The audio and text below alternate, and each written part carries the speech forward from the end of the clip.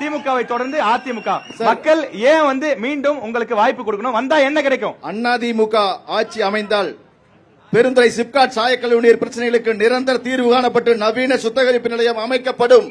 அதேபோல ஈரோடு மஞ்சள் விவசாயிகளுக்கு கட்டுப்படியாகும் விலை கிடைக்க மஞ்சள் வாரியம் அதிகாரப்பூர்வமாக அமைக்கப்பட்டு குறைந்தபட்ச ஆதரவு விலை உறுதி செய்யப்படும்.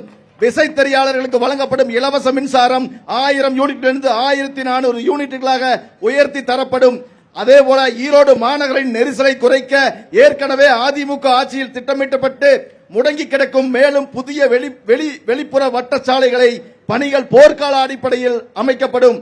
அதேபோல அவிநாசி அத்திக்கடவு திட்டத்தின் 2ஆம் கட்டம் விரிவுபடுத்தப்பட்ட விடுபட்ட குளம் குட்டைகளுக்கு நீர் கொண்டு செல்லப்படும்.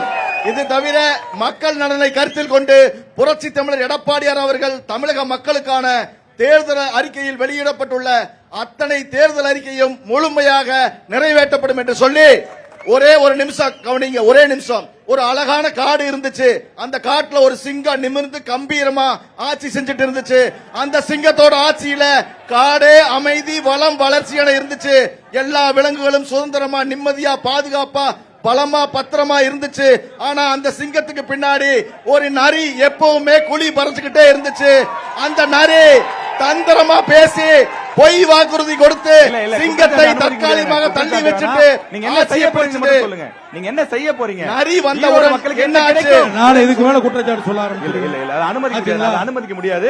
நீங்க சொல்லுங்க மக்களுக்கு என்ன கிடைக்கும்? அவரு எடப்பாடி பழனிசாமி உண்மையான விவசாயி. அதனாலதான் 3 வேளாண் சட்டங்களை ஆதரிச்சாரா? கையெழுத்து போட்டாரா டெல்லியில? யாரு கடுமையா இருந்து கையெழுத்து போட்டாரு வேளாண் சட்டங்களை?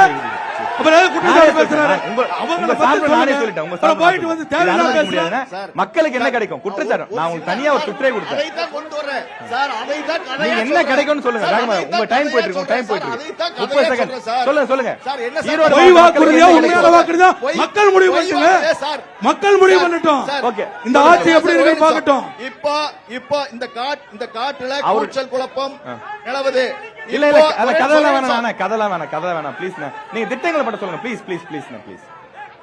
நம்ம ரொம்ப சூப்பரா நிகழ்ச்சி போயிட்டு இருக்கு. ஆரோக்கியமா போயிட்டு இருக்கு. ஈரோடு மாவட்ட மக்களுக்கு மீண்டும் அதிமுக ஆட்சி வந்தால் என்ன கிடைக்கும்? அதாவது தற்போது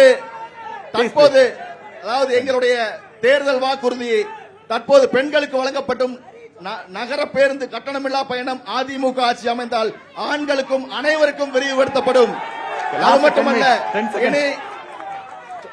அதே போல ஒரு ஆண்டுக்கு 3 சமையல் எரிவாயு சிலிண்டர்கள் ரேஷன் கார்டு வைத்திருப்பவர்களுக்கு விலை இல்லாமல் வழங்கப்படும்.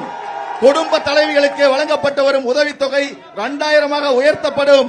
முதியோர் உதவித்தொகை 2000 சார் ஒரே நிமிஷம் சார் ஒரு செகண்ட் ஒரே நிமிஷம். இந்த வாய்ப்பை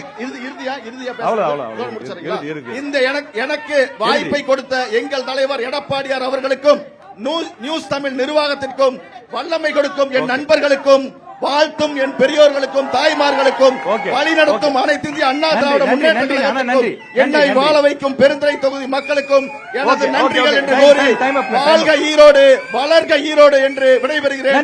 வணக்கம்.